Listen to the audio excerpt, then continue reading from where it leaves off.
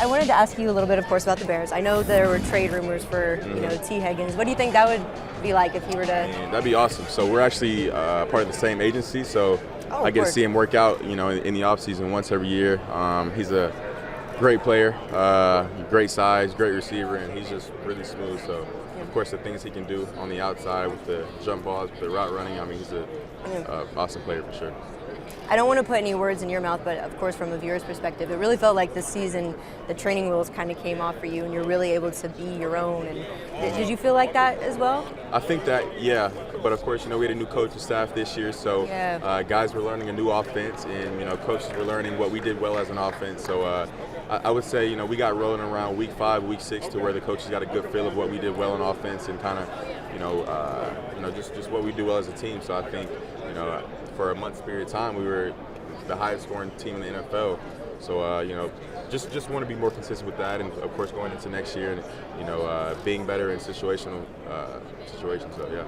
I know you took massive hits, but you also, made massive plays with your legs. Mm-hmm. How do you balance, or how do you plan on balancing taking those hits and also extending plays like that this upcoming season? Do you feel like you can keep up with that? Yeah, for sure. So my mindset every time I run is to protect myself. And there's some times where, I'm about to slide and then I see a small crease and then I just hit it. But my mindset, first thing that I do when I run is to make sure I don't take any, crazy hits unless I have to, unless it's a scoring play or, an important third down or something like that. So, just making sure I'm taking care of myself. Does it ever make you mad when people say you're injury prone because of your style of play? No, not really. I think, people are, always going to have their opinions, which they're entitled to, but it doesn't make me mad at all. You don't listen to the noise, do you? No. You don't even go through comments and stuff. I feel like it's bad for your mental health. It is. Because they start creeping into your, mind, and, they start affecting you, and you start thinking like them. And, I've had to, go through that at a point in time where I was looking at those comments and stuff like that. But, to be honest with you, it does not do anything good for you to, look at negative comments and stuff like that. So I kind of, every time somebody says something negative, you're getting blocked. I don't care who you are. You can make a fake account. You will be getting blocked on my account if you have a negative comment. That would be horrible, just looking like, I got blocked by Justin. Yeah, and I don't care if you have 10 million followers. I don't care if you have 0 followers. You will be getting blocked. Because you're just coming with a negative energy, and we do not need that. It's 2023. We don't need that. The Jaguars, they obviously had Trevor Lawrence and the pick, and they were able to turn it around so quickly. Do you feel like the Bears were the next Jags? Of course. I think, the people in the front office, Ryan, I think, Coach Flus, and I think the culture that we built this year, I think it's a great foundation of what we're building in the future. So just making the right moves in the offseason and, us getting better as a team and, us being able to be in this offense for consecutive year, I think that's really going to help the guys, going into training camp, going into OTAs, and I think we'll be better this year for sure. I read a comment from you you made a statement, and it was about, this is the first time 2 black quarterbacks are going to be playing in the NFL, and you mentioned, of course, the mobility aspect, but also the respect that comes with it and how the style of play has changed a little bit. Yeah. Do you feel like it's more important for a quarterback to be able to extend those plays and to be able to be mobile more than having a crazy O-line nowadays? I think so. Because you look around, I saw Eric Armstead working around, just guys like that on the defensive line, your offensive line is not going to be perfect, every single play. So it's always better that, you have a guy that can, extend a play back there and being able to move in the pocket and kind of get out of the pocket and extend the play and kind of just, stretch things out on third down. And, that's stuff from the defense.